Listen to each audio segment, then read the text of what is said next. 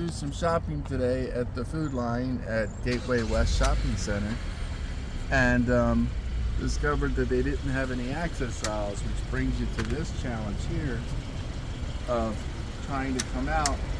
And even if I was to do so, I would run into the side of the car. You're okay.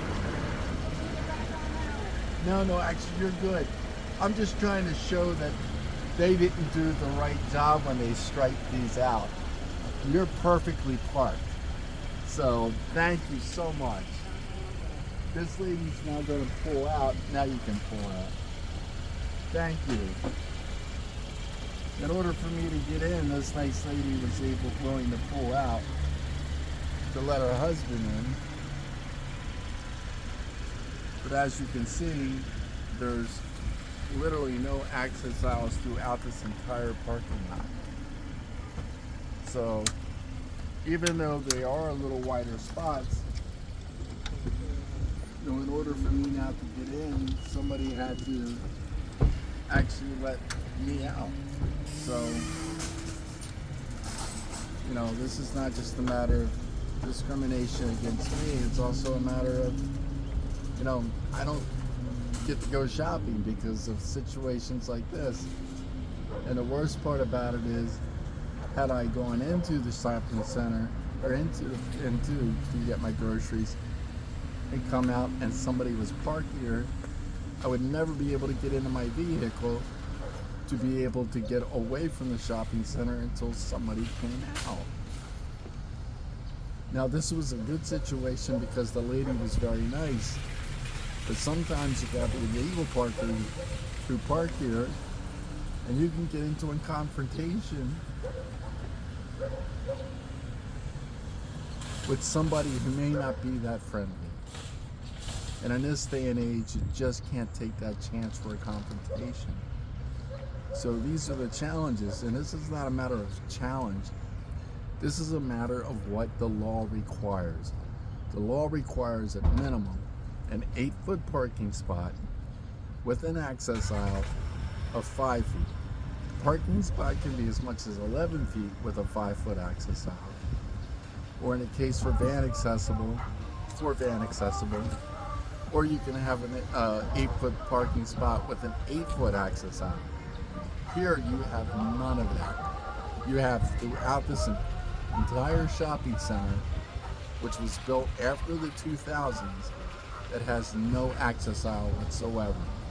And as you can see, if not for the luck that somebody was coming out at the same time, I would have nowhere to park in the shopping center. Therefore, if I was out shopping for groceries for myself, I have no opportunity to go grocery shopping for myself.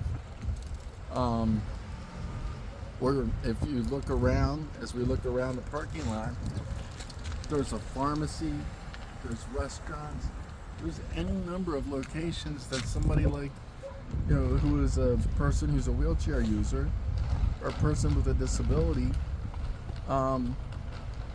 who has a legal right to park here, if the requirements are met, would be completely discriminated against being able to use any one of these facilities, to be able to enjoy being out in the community and not have to worry about not only being able to find parking, but if you found a location and took the chance to possibly be blocked in here for hours, and even worse, wind up in a confrontational situation in this day and age that could turn out to be very, very ugly.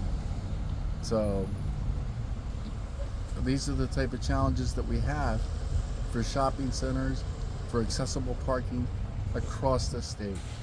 And we will find this type of non-compliance at more locations than we would find compliance at locations.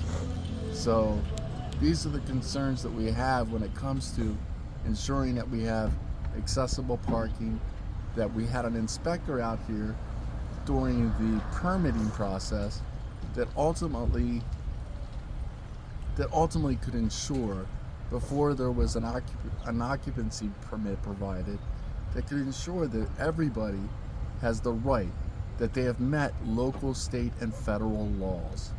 This federal law requires this. The state law requires this. Yet nothing is put in place to ensure that it happens. This is what we are trying to change. Thank you.